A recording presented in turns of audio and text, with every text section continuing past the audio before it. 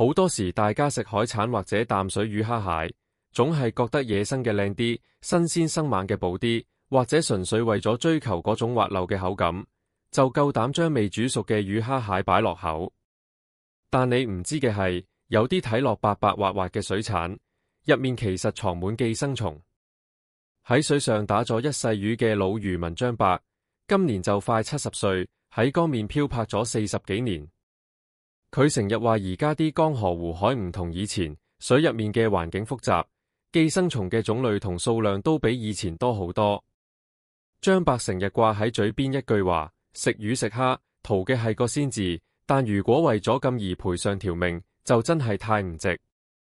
張伯憑住幾十年經驗，特別點名咗5種最容易寄生蟲超標嘅水產。呢啲嘢雖然喺街市好常見，甚至俾人當做高檔補品，但如果你唔識得正確嘅處理方法，後果真係不堪設想。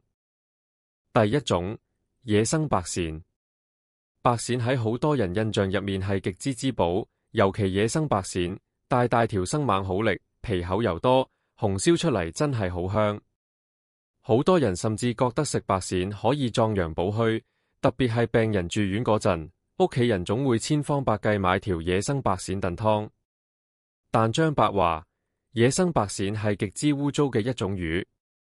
白鱔係洄游魚類，生活環境跨度好大，由海到江河，邊度污泥多就中意捐去邊。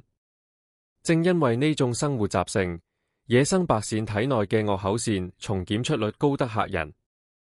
呢種惡口線蟲非常得人驚，佢唔似普通腸道寄生蟲淨係留喺個肚入面，而係有極強穿透力。佢嘅幼蟲入咗人體之後唔會乖乖留低，反而會喺你嘅肌肉組織入面四圍走。張伯見過有人因為食咗未熟透嘅白鱔，結果幾日後皮膚出現紅腫嘅條紋，而且呢啲條紋仲會走位，今日喺手臂，聽日可能就去到心口。呢啲就係寄生蟲喺皮下行走嘅痕跡。更嚴重嘅係，如果呢啲蟲轉入你隻眼，可能會搞到失明；如果轉入大腦，就會引起劇烈頭痛、發羊吊甚至死亡。而且呢種蟲喺鱔魚入面幾乎係透明嘅，或者同肉色差唔多，你用肉眼根本睇唔出。張伯處理白鱔嗰陣，從來唔敢掉以輕心。佢話處理白鱔第一步就係要徹底清走所有黏液同內臟，呢啲地方係細菌同蟲卵最集中嘅。最關鍵嘅係，千祈唔好追求咩爽脆或者滑溜。有啲人整白鱔講究啱啱熟，覺得煮耐咗啲肉就老唔好食，但喺張伯睇嚟呢個根本就係換命。白鱔肉質實淨，熱力好難短時間內滲透到中心。張伯話無論你係紅燒定燉湯，水滾之後起碼要保持大火滾、細火燜，總時間唔可以少過20分鐘，咁樣先可以確保肉深處嘅寄生蟲被徹底殺死。第二種，橋咀魚。橋咀魚喺好多地方嘅淡水湖區係當之無愧嘅水產之王。佢肉質非常幼滑，入口即化，而且骨相對有規律，味道極之鮮甜。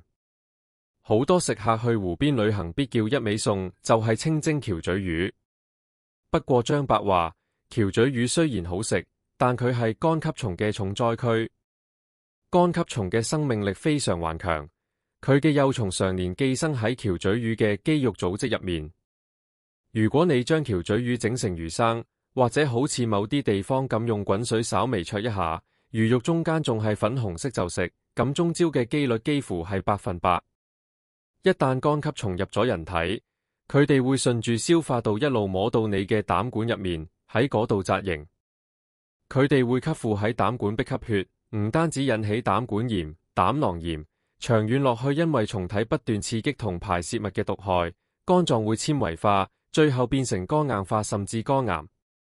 張伯話好多中意食淡水魚生嘅人，總係覺得自己身體好冇事，但肝吸蟲嘅潛伏期非常長。有啲人感染咗10幾年都冇發現，等到